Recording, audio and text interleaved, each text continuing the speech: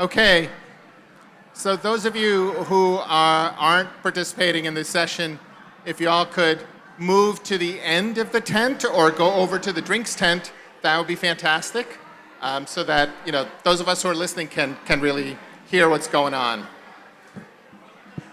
So just to make sure that you're in the right place, you boarded the right plane. This is a session on lived experiences navigating bias, panel and group conversation. So I'm Rajiv Mehta, the moderator for this.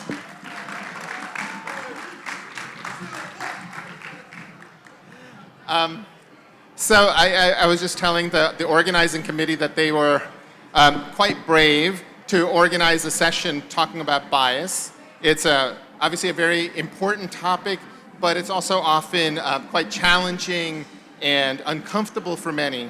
And yet, those of us who organize this thing, we felt that we have faith that you'll actually come away from this, having had the opportunity to talk sort of openly and from the heart about these issues, that you'll actually come away feeling much closer to your fellow classmates, to your fellow Princetonians. So we do this with great hope of positivity.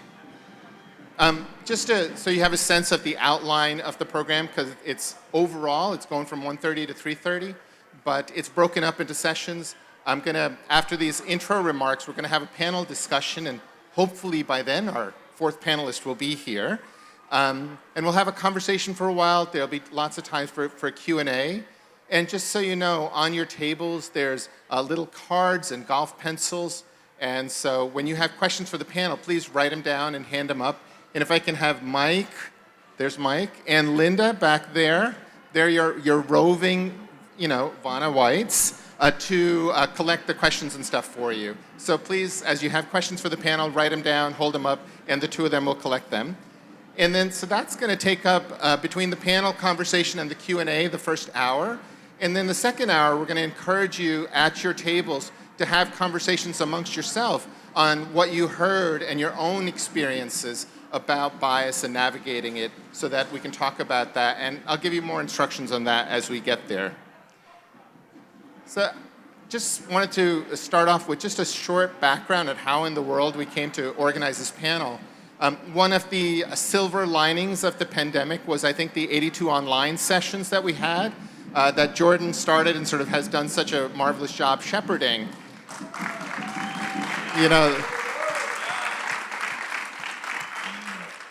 And one of the nicest things he did was, from the beginning, set this expectation that we would break into small groups and have chances of conversing with each other, in addition to, the esteemed speakers that they had. And at one of those sessions, Tanya and Mike had a conversation about sort of what was going on in society at the time about racism and bias, and they had a very powerful conversation, which led them to say, why don't we do more of these? And so they started organizing a whole series of sessions on confronting racism. And many of us were invited to participate in those, and the conversations were really rich. Especially when we started hearing from classmates who had, shall we say, very different views on it, but were willing to speak openly and to share their things. Hey, Chris, come on in.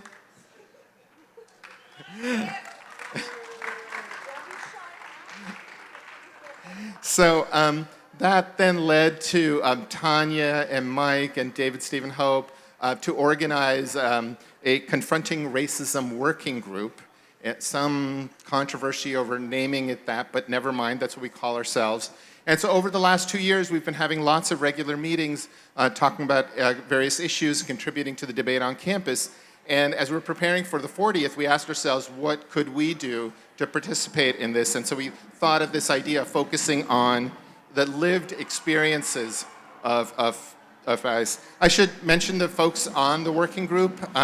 They include Anne Lippesant, Bob Blakely, Clint Winters, David Campt, Jenny Rivera, Jocelyn Phelps, Mike, Pat Horwath, and myself, and of course, Tanya and David, who got things started and then kind of abandoned us because they had some other stuff to plan, but they were very much at the heart of it. So, lived experiences navigating bias. Lived experiences.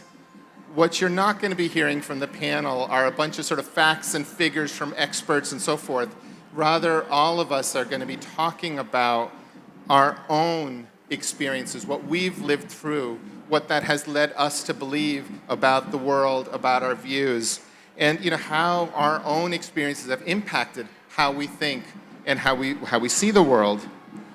And talking about this is so critical because we really need to hear each other deeply. We have to hear each other to be able to make progress on these issues. And we also need to sort of listen deeply, especially to views that are different than our own, and try to understand. After all, these people went to Princeton, so they're reasonably smart. And can you see how their own experiences could have led them to the views that they have? And again, start by trying to understand each other. But just as important to hearing, obviously, is to be speaking. And so speaking of your own experiences so that others can hear you, so that others have an opportunity to understand. And that requires your willingness to speak honestly and bravely, both about what your experiences have been and what that's led you in terms of your views on these issues in the world. So, share a little bit of your life to give everybody else an opportunity to understand you. So with that, my intro, because you really want to hear from these folks, let me introduce the panel. We've got Jacque, Edmonds, Cofer, and I should mention,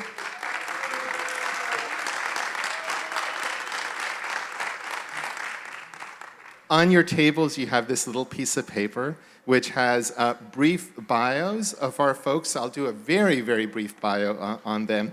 And then on the back side, near the bottom, is a link, and if you go there, you'll get even longer bios of everyone. But so as the incredibly shortened version of Jacque, because she's done a lot, she's been in Hollywood as a producer and a showrunner for a long time on a whole series of successful TV shows. And so that's the summary of Jacque, if you will. Next to her is Silda Palerm, and Silda.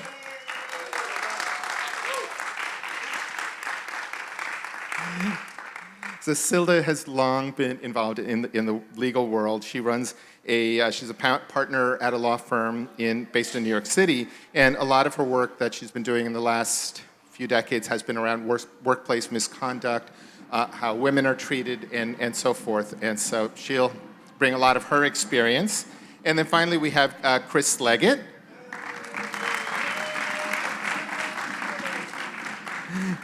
And Chris is a cardiac surgeon who also has quite an impressive list of accomplishments. He's based out of Atlanta and a lot of hospitals over there. And he's also very involved sort of as an entrepreneur in funding lots of ventures in the medicine and biotech space. So I've barely even touched the surface of their backgrounds, but we're going to use that to really get to the conversation of things. So that's the start, that's the intro. I'm going to sit down. Hopefully you all can still see us. We have a couple of mics. And we're hoping to really have a conversation. And I'll get it started by asking Jacque to talk about her many years in the TV industry. What was her experience? What was your experience of bias when you first got there, a few decades ago? And how has things changed? What progress and what's not non-progress have you seen? How does that compare to sort of the current world that you face? Thank you very much. I started at Walt Disney Company through a Writers Access program in 1991. And there were 4 of us who were selected from across the country. It was one of their first diversity efforts in terms of bringing in writers of color from different parts of the nation. And that was 31 years ago. That was my entry into the industry. I assumed that such a program would only be around for another 5 or 6 years, because obviously by then we would have taken over. Now the program is in its 32nd year. And those programs are still the major gateway for writers of color, for women, for LGBTQ people to get into the writers industry. It's still very much a closed shop. I was looking at some stats on the way over. Luckily, the sort of minority statistics in the entertainment industry are pretty closely tracked for a number of reasons, because what you see on the camera does not necessarily reflect what's going on behind the camera. So right now, 90% of people who create and run television shows are white, which 4 years ago was 96%. Probably when I started, it was 99%, so I guess that's progress, but certainly not as fast or as comprehensive as I thought it would be when I started. My first job, when I was looking for my first job out of the writers program, I was interviewing for a position on a show that was set in Harlem, and the writers read my work and decided that I was not street enough to work on their show. I didn't know if that was a compliment or an insult. I didn't know which way to take it. I didn't get the job, but I certainly felt maybe I was more street than the 40-year-old men they were hiring, but at least I knew what a street was. So that situation, I was able to rise, thankfully, pretty rapidly through the ranks. So by my third show, I was in a hiring position. It became one of my goals to make sure that nobody else had to encounter that sort of situation, that we were looking at writers for what they could bring to the table, for what their life experience was, regardless of race or age or region or anything else. Because while it continues to be highly nepotistic, while it continues to be dominated, the proliferation of stations, even though the percentages haven't changed, remember when we graduated there were 3 networks, right? Now there's almost an infinite supply of places you can go for programming, and so just the vast need for more programming, the recognition of the diverse audience, which is the world audience, has finally begun to dawn on Hollywood. McKinsey did a study last year that showed that bias in the entertainment industry costs them $10 billion a year in lost opportunities. Those of us with some business training have been shouting that from the rafters for 15 years. I think finally, as it becomes more and more competitive, I hope that message is sinking through, and I hope that the people who have come up with me, I know, are more dedicated to making sure that everybody's show gets on the air, that everybody's experience gets depicted, because we know there's an audience for everybody's experience. There's not only one American experience, certainly globally, that's certainly not the case.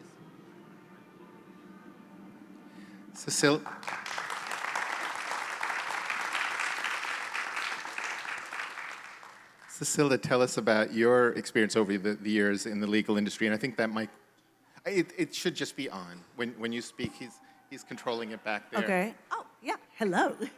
You can tell I'm not in the entertainment industry. Can't even function a mic.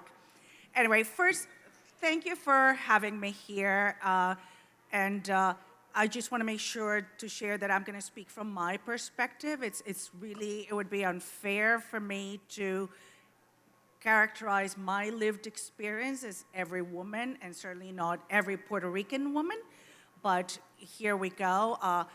For those of you who don't know that, when I came to Princeton was the first time I stepped on the mainland US. I came from Puerto Rico, my family, I grew up there, was educated there, my family's still there.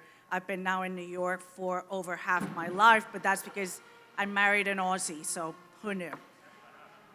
In the law, I think the story is very similar. When I started in big law in New York in 1989, and we were a handful of women.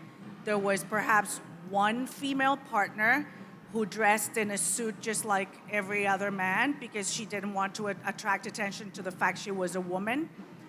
I think I was the first associate who got pregnant while working there. And I had a fellow associate, and I think we hid it for as long as we could, just because we didn't know what happens then. Do you tell? Do you not tell? Do I get fired? Do I not get work? Because there was nobody to look to who either had the lived experience that you could see it or who would talk to you about it. There just wasn't. I feel like such a dinosaur now. We staged a thing, a number of associates and I, where we decided we were going to wear pants one day to the office. That was our big day of rebellion. Because at the time, some judges would not allow you in the courthouse if you were wearing trousers. And this is 1990, 1992, not 100 years ago.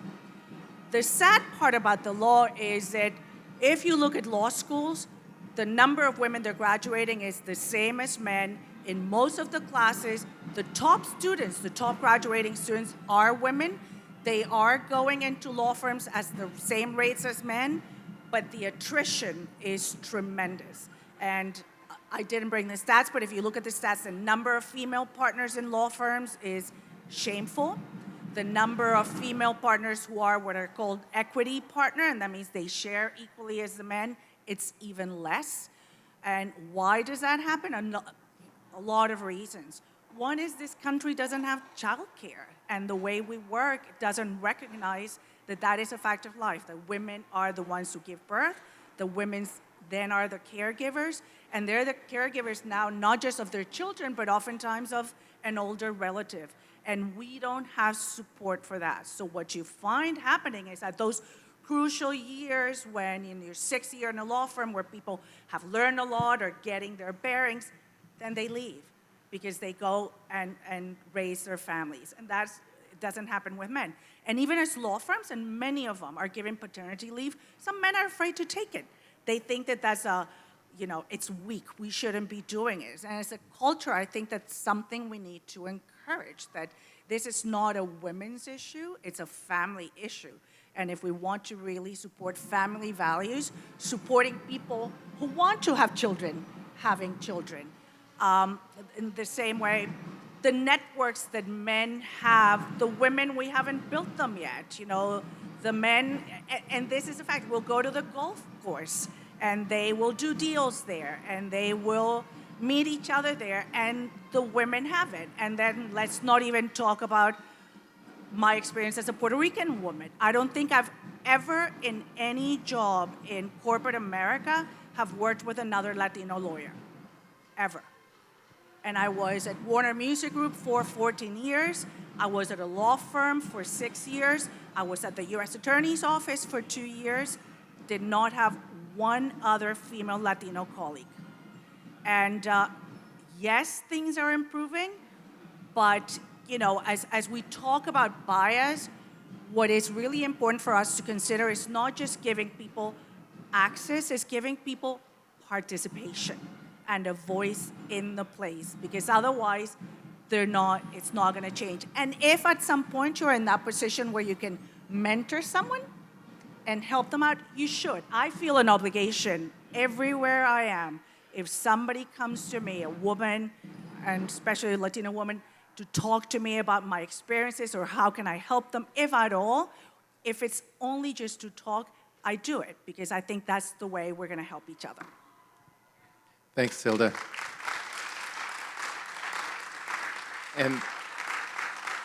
And Chris, I guess you've had a similar experience, Silda. She's the only Latina lawyer. You've had the experience many times of being the first black surgeon with a hospital. So tell us how things have changed and sort of have not over the many years you've been practicing medicine.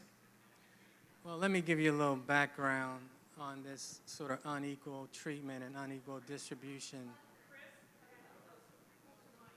On unequal treatment and unequal distribution of health care. I mean, this is a long-standing problem for many, many years. And, as recently as 2003, the Institute of Medicine, fashioned a report that solidified the fact that these issues are real. And what we found out is that for minorities of all categories and women, especially in the cardiovascular realm, they are 30% less likely to get the requisite treatment for problem A that a white male shows up with. And, in 2003, we had a committee that we were going to eliminate this problem by 2010. And it's 2023 and the problem still exists. I mean, I'll give you another example that kind of shapes it, physicians in particular. And I'd like to hear from Mike Trice on this subject before this is over, because he experienced many of the same things that I experienced. And so there's a family in Atlanta, for example, where the great-grandfather, the grandfather, the father, and the son are all doctors. And this is an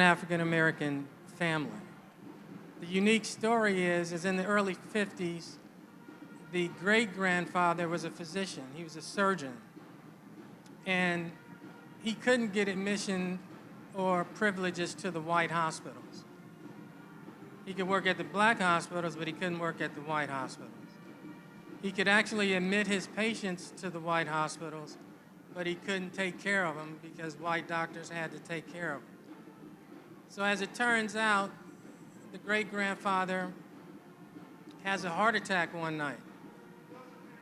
He has a heart attack one evening, and the white hospital would not even take him as a doctor who had been admitting patients there over the years. So he actually died in transport to the black hospital where he could receive care. And what I'm trying to drive home is that, you know, for me, for Chris Leggett, who've had all the best training, you know, what you have to realize is after Princeton, you know, the subspecialists, we put in another 12 years of training before we start taking care of any patients. And if you were like me in cardiology, the Lord really blessed me. I was taught by the gentleman who invented the first coronary stent. So in 1993, I had more experience than pretty much anybody. And what that works its way out to in a situation like Atlanta, they had never seen a black interventional cardiologist on any side of town. So when I go back to Atlanta, 12 years out of training instead of 5, there was no example of me that I could look to in any hospital. So I became that example for others. But let me tell you, in the process of doing that, the spotlight is always shined really bright, mostly because they don't want to see you be successful. And they can't flat out outright say that, but they don't want to see it. And another byproduct is you have to get admission privileges to the hospitals. So they would draw my admission privileges schedule out from a normal 3 months to 9 months to a year in hope that I would just simply go away. But they didn't know that my life had been ordained by the Lord, so I wasn't going anywhere, right?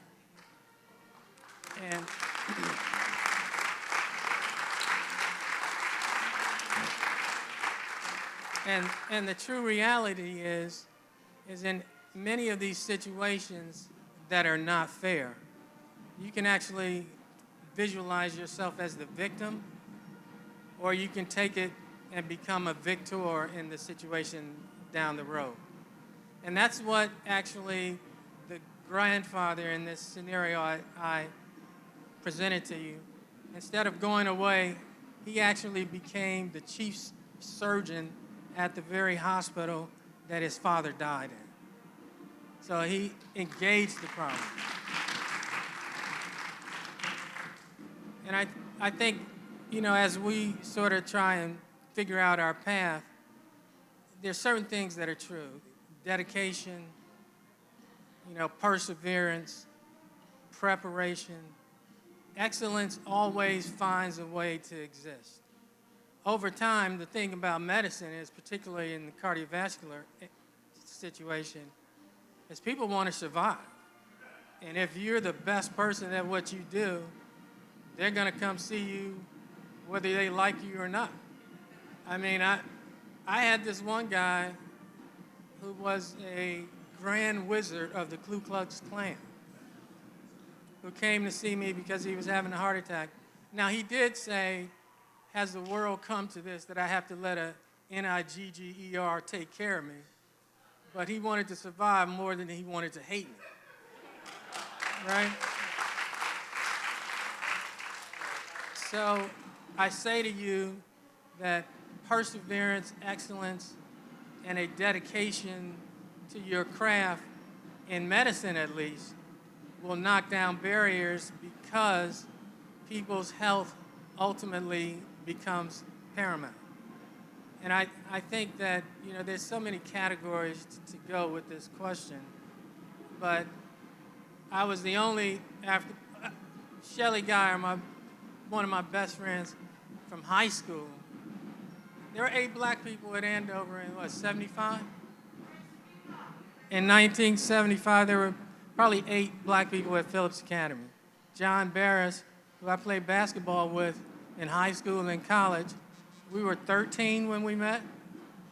So these were all individuals in my environment that allowed me to mitigate the pressure of being the only person. I went from there to Princeton and there to Hopkins, and you're always the only example of yourself. Thank God for Ben Carson, because I could actually see him in the hallway and see myself through him 10 years later. Thank God for Levi Watkins, the first African-American cardiothoracic trained surgeon. He was another person who provided us with a visual of what we could be, what we could look like in the future. So, I mean, I think that the problems are definitely real. They definitely exist. They still exist. They are better than they were. But we have to err on the side of faith and belief. Because the one thing that, I'll tell you this and then I'll let others talk. The one thing that, for me, is the ultimate neutralizer to hatred and racism is my faith and a belief in God. And that belief in God actually is the ultimate ace in the hole for me. Because he liberates you from the control of people in your immediate environment, and he gives you the opportunity to see yourself in the future where you believe that anything is possible and you don't care what the enemy has, the Lord can liberate you.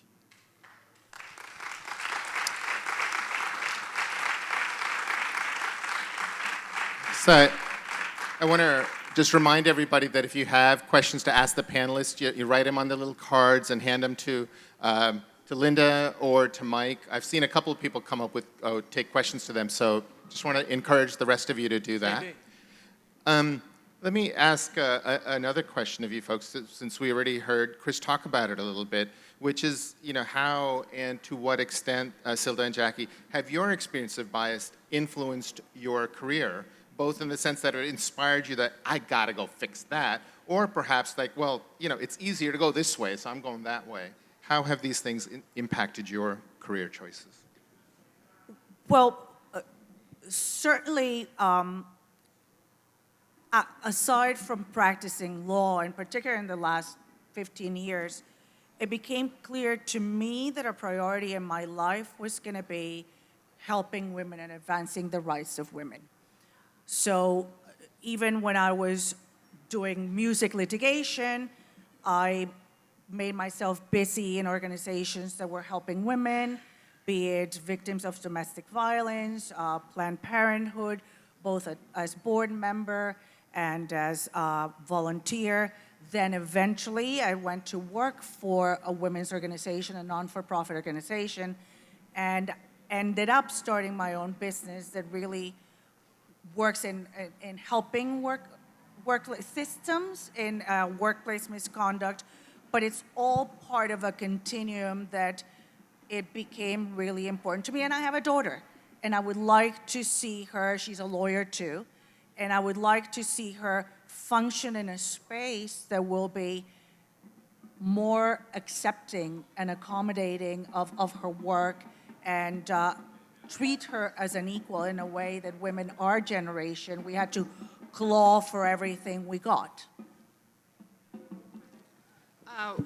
Well, for me, after I'd worked on the first 2 or 3 shows, which were shows with all-black cast, I decided, I should be able to participate in the wider world of television.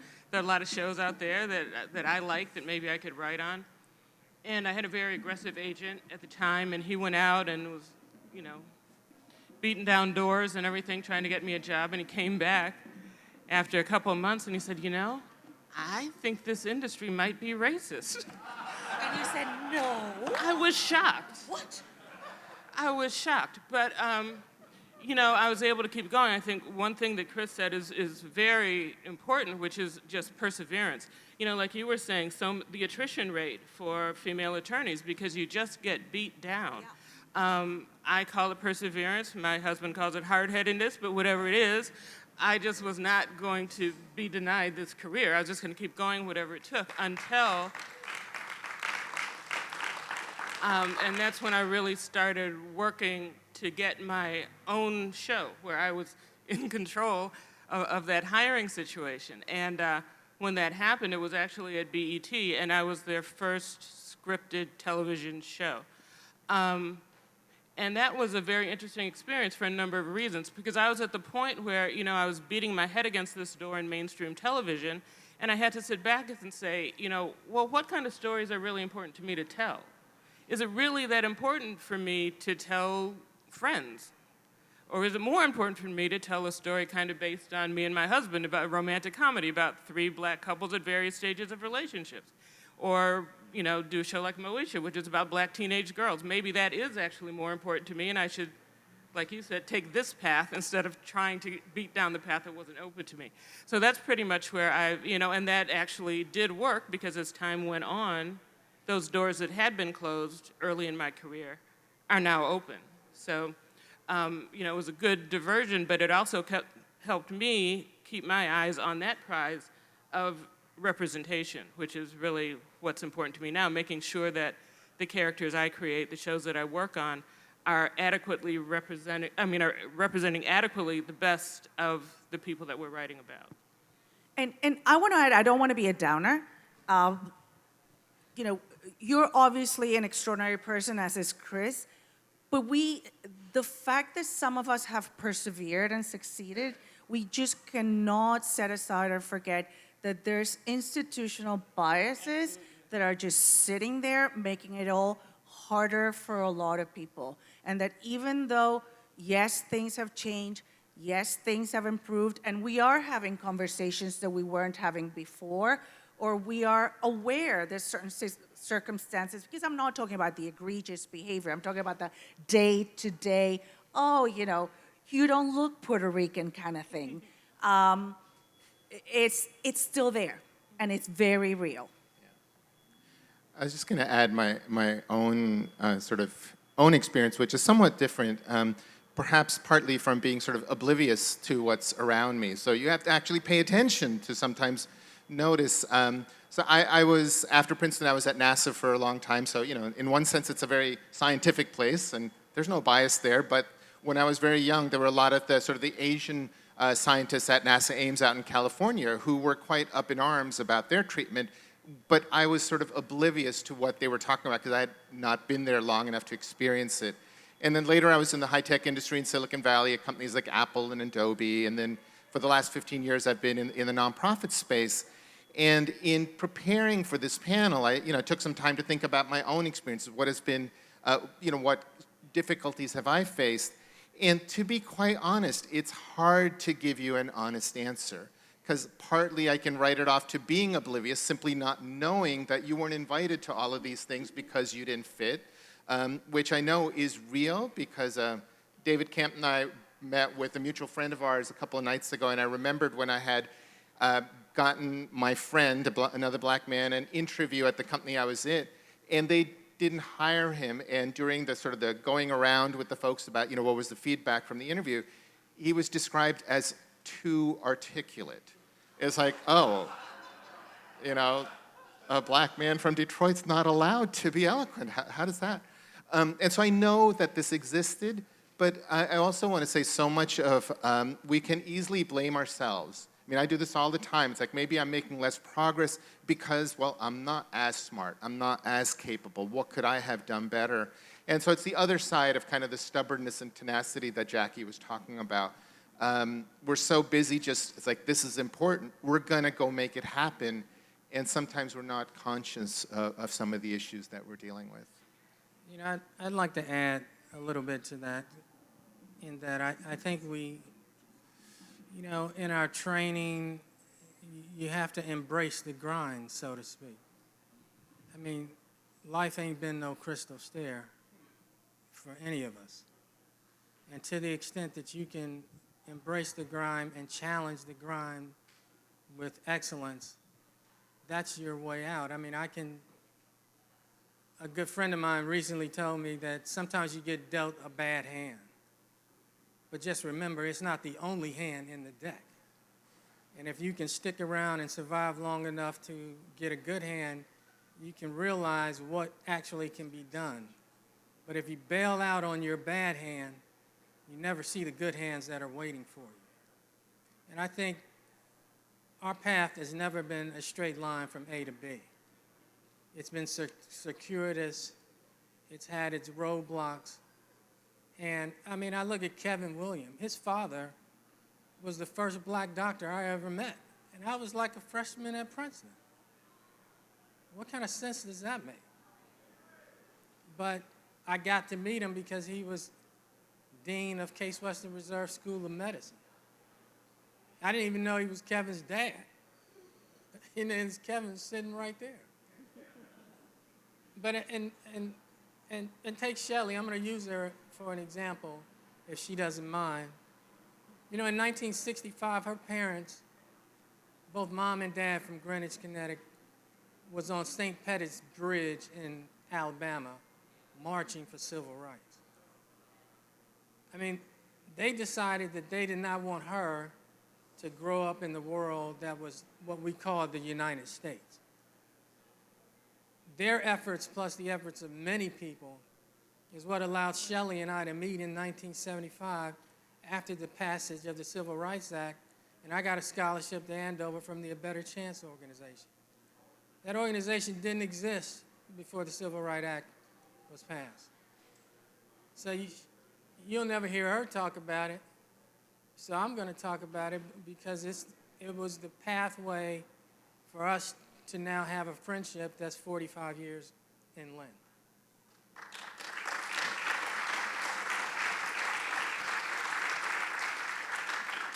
And I'll tell you, just as not an aside, but for me, my greatest support has been my wife of 40 years. And I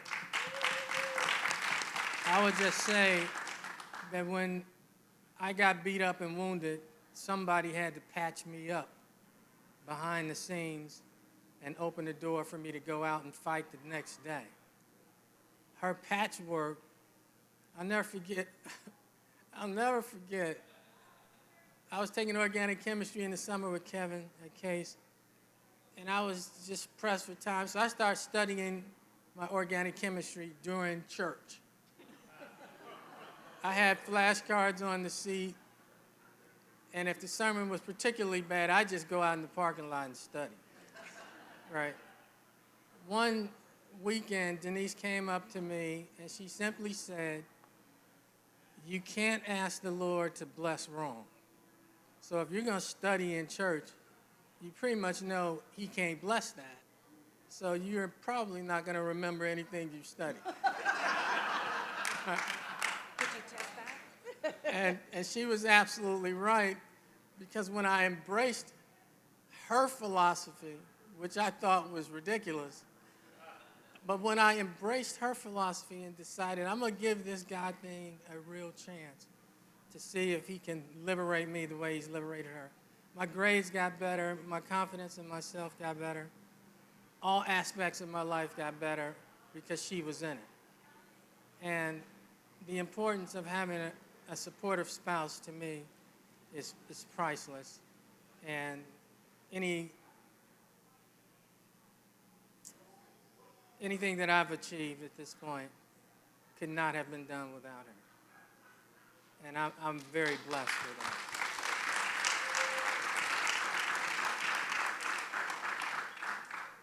So we have a question from the audience. Did you have any bias experiences at Princeton that either pulled you back or propelled you forward to help you overcome bias? Well, I'll tell you a quick one.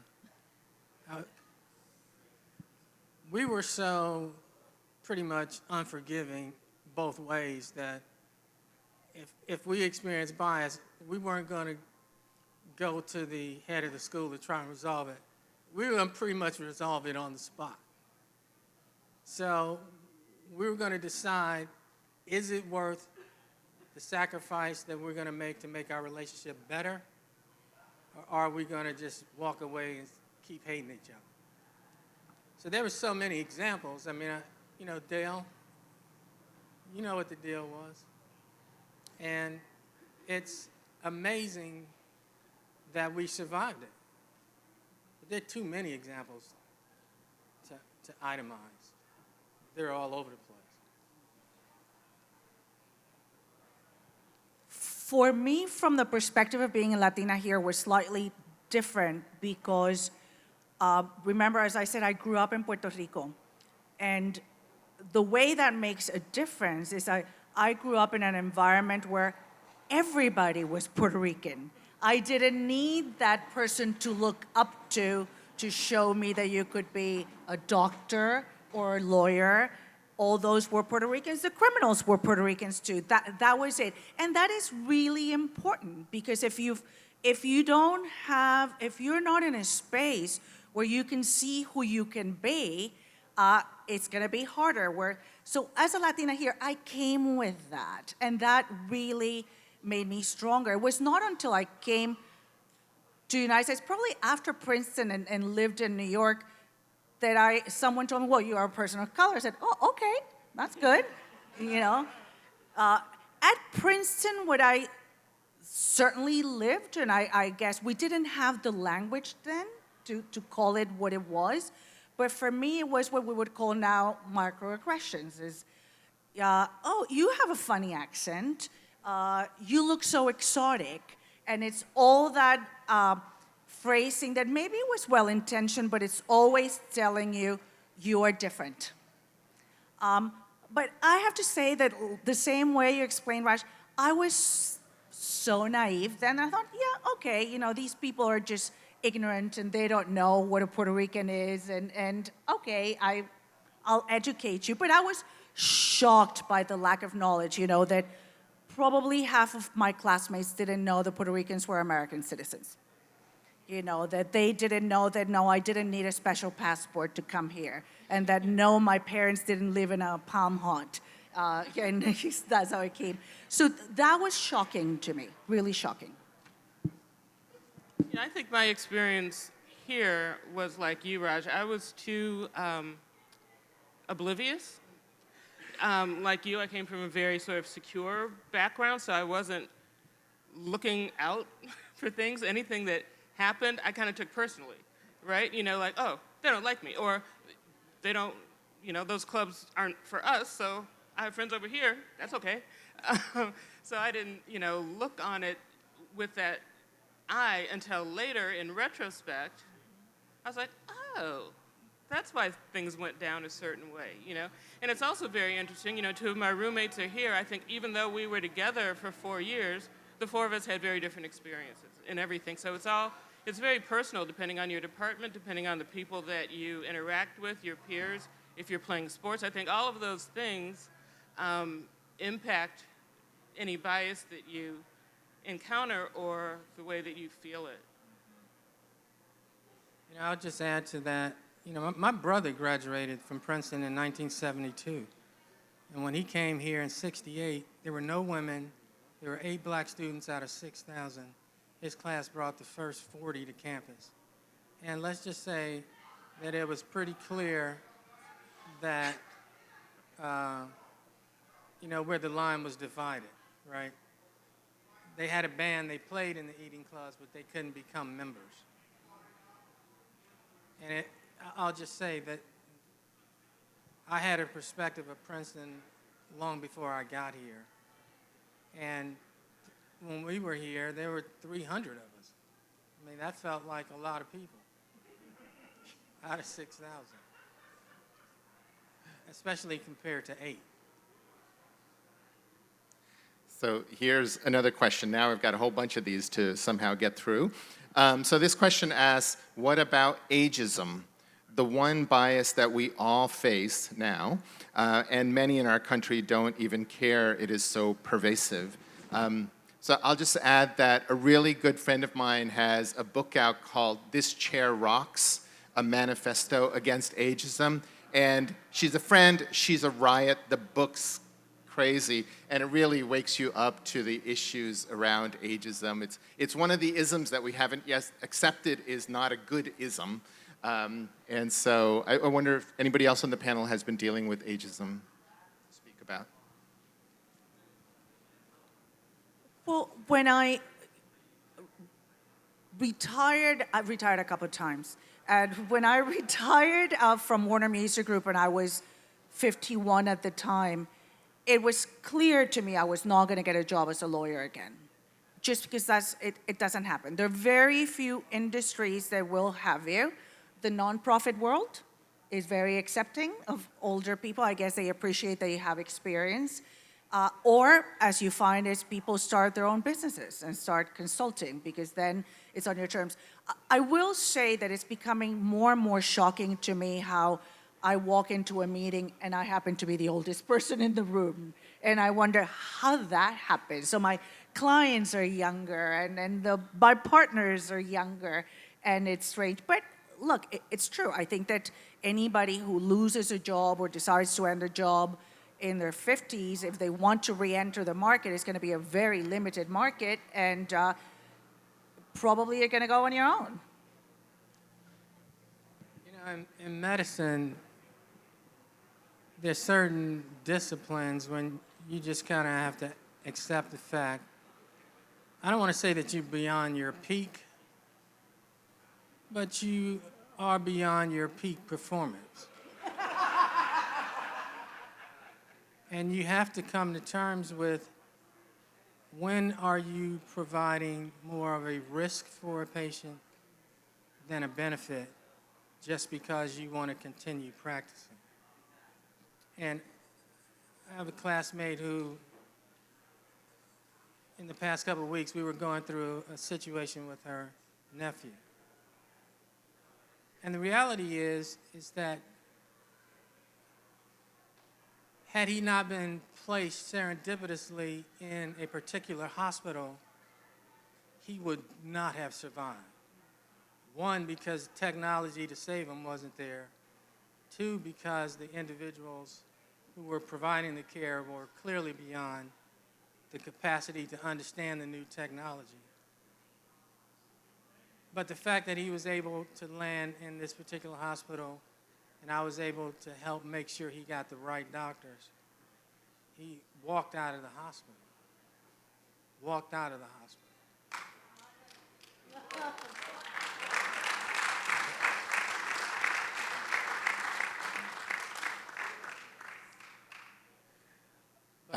Age is, it's a real thing. And you know in your heart when it's affecting you. You know it. You know the difference between 100 and 99. And you kind of convince yourself that you're the same. You just have to come to terms with some things that, anyway. So I'll just add the other side of ageism that, when we look at our own kids now, it's like, wow, I was shocked the first time. It's been many years by this point already, but when I was at a professional conference and I got introduced as Anjali's dad, because she was viewed as the person who was knowledgeable, and here's his dad toting along. And so we have to acknowledge, how much we had done when we were 20, 25, 30, and so we ourselves have sometimes have ageism in a different sense of forgetting how knowledgeable and powerful and capable those young kids can be. And so just speak to that as well. So we're going to, in a moment, sort of wrap up this section, but I just wanted to ask our panelists if they have any comments that they want to make as we leave you towards speaking at your own tables. Any recommendations on just speaking honestly about your experiences, which can be challenging. We've all done it kind of in the workplace, and that's not easy, but if you have any stories or advice that you give young people or just people in your organizations to talk about these issues. I'd like to hear from Mike Trice, because he's had a unique pathway, certainly in his life after Princeton and his training background. So if you've got a minute, brother.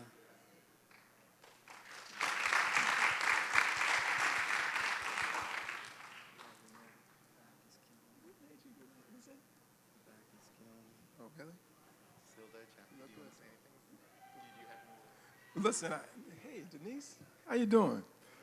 Listen, so thank you, Chris. I have no idea why you asked me to come up and talk, really. I mean, really, I have gone through a lot of the same things that all of you have. And, you know, I was actually talking to someone, I'm going to give you just some perspective. You guys may not know this about me. So I grew up in Paterson, New Jersey. Anybody seen the movie Lean on Me? Yes? Was that a good school? No. So I didn't go to school there. I went to school out of town. And my dad took me out of school, out of Paterson, because he said, I'm not going to send you there because they messed me up. So I went to school out of town, and I get into Princeton, and Thanksgiving comes. And the dean calls me into the office, and he says, hey, Mike, you know, we were watching your grades, you know, and you've been doing pretty good. I was like, okay. He was like, but, you know, we had a problem with the application. I said, oh? He said, yeah, didn't you live in Paterson? I said, yeah. He said, but you graduated from Hackensack High School. I said, yeah. And then he said, that's illegal, isn't it? I said, yeah. He didn't know this. When I got into Princeton, my father was incarcerated at Rahway State Institution. He didn't know that my dad lived a life of doing illegal things. So because he was willing to do something illegal, he took me to another place to get my education. But this is what the dean said. This is the interesting thing. So now I'm thinking, my dad did something illegal. It's finally going to catch up with me. I ain't done anything illegal. I'm probably going home. He said, you going home for a Thanksgiving break? I said, yes. And he said, you do this for me. You give your dad a hug. Because if you hadn't come to Princeton, if he hadn't taken you to Hackensack, you wouldn't be here. My experience.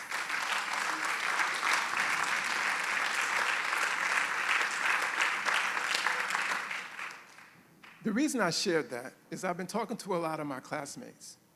And African American, Italian American, women, a lot of us have first generation stories here at Princeton.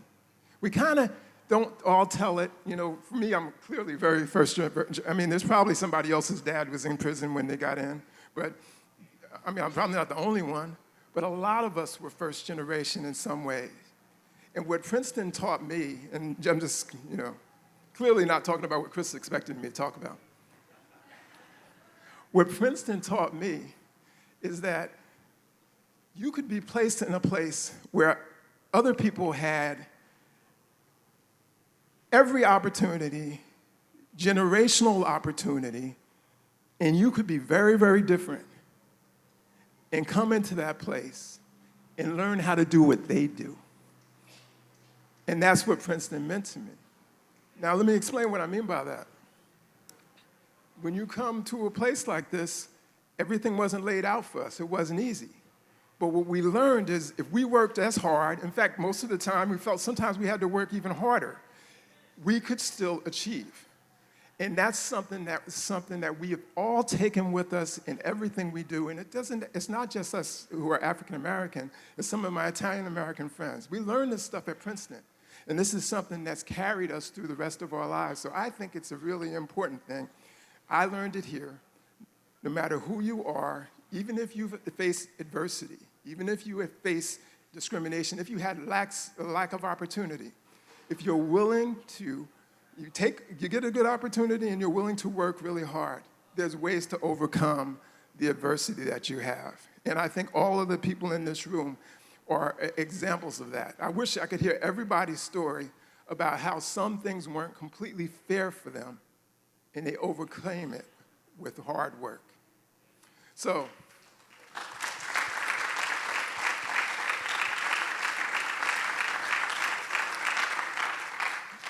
what I will share with you is every step of the way, I've experienced discrimination.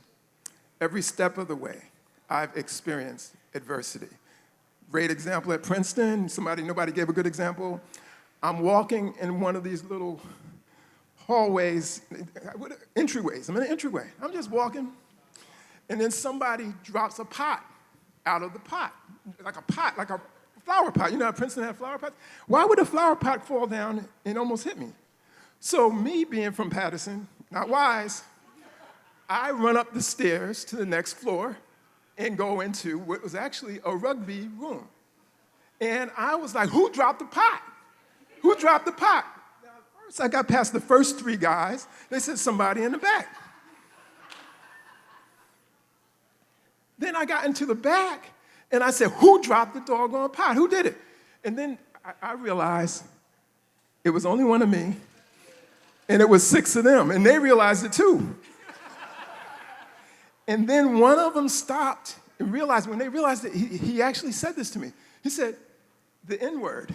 He said, I dropped the pot in.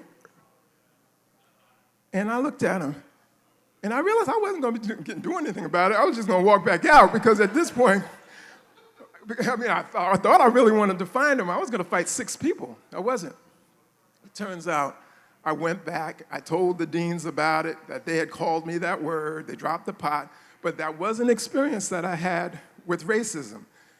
And so just in case you guys didn't have any racist experiences, I did.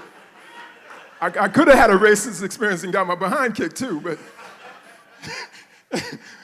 but I had experiences with racism across my career.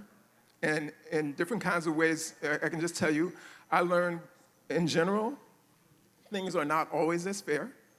But I've also learned, like Chris said, that with excellence, if you're committed to excellence, and also if you're willing as a doctor, I'm an orthopedic surgeon, by the way, if you're willing to have this rule, that you take care of every patient, every single patient, like you would want your family member taken care of, you won't leave the room until that operation's done at the level you would do it for your family member, then one thing that happens with the people and their families, whether they like you or not, they respect you and they appreciate you.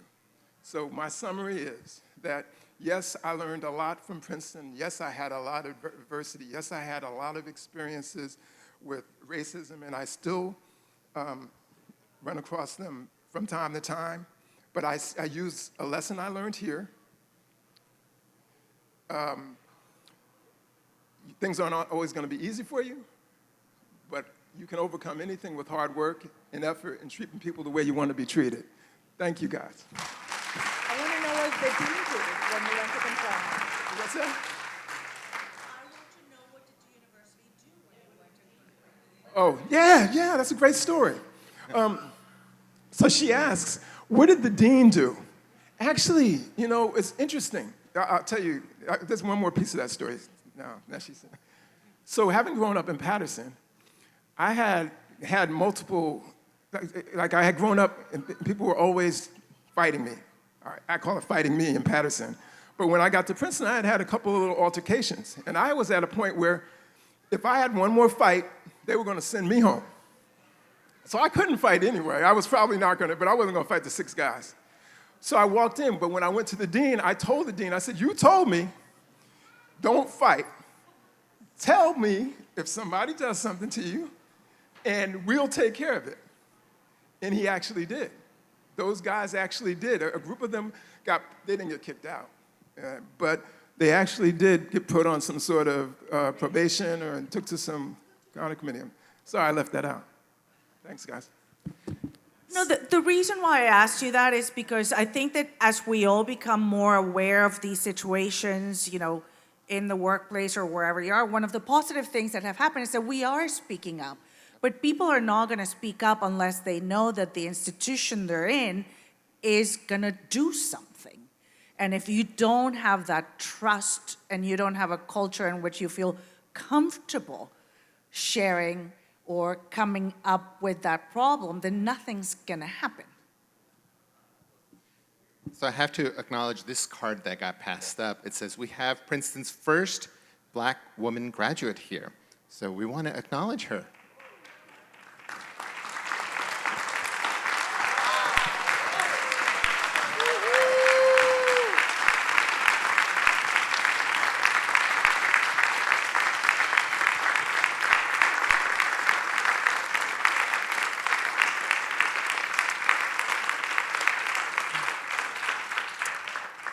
All right, everyone. So you've been very kind to listen to our stories and our experiences, and I think our panelists have done a marvelous job of modeling, just telling our experiences even when they were not so easy to share. So let's give them one round of applause. So next we're asking you to really continue the conversation at your own tables. And so hopefully on your tables you have some of these flyers. And so we've put a couple of things on the back of them that I'd like you to point your attention to. One of them are these guidelines for safe and brave conversation. As a friend of mine said, you should have learned all of these things back in second grade, but they're really good reminders because second grade was honestly a rather long time ago. So they should be pretty straightforward, but please take a look at them. And we also have suggestions for conversation topics of sort of speaking amongst yourself, responding to what you've heard over here, how it resonated or how it didn't, but also sharing your own experiences and thoughts. This isn't going to be graded. You're welcome to talk about whatever you want, but it may be helpful to have these. Also, there are several of our classmates that have volunteered to be table moderators, so I just want to mention them. So it's Benny Ma, Claire Hertan, Clint Winters, David Camp, Jocelyn Phelps, Linda Jenkins, Mike Salmonson, and Sue Gemmel. And so if you have a moderator at your table, you're really well placed. If you don't, honestly.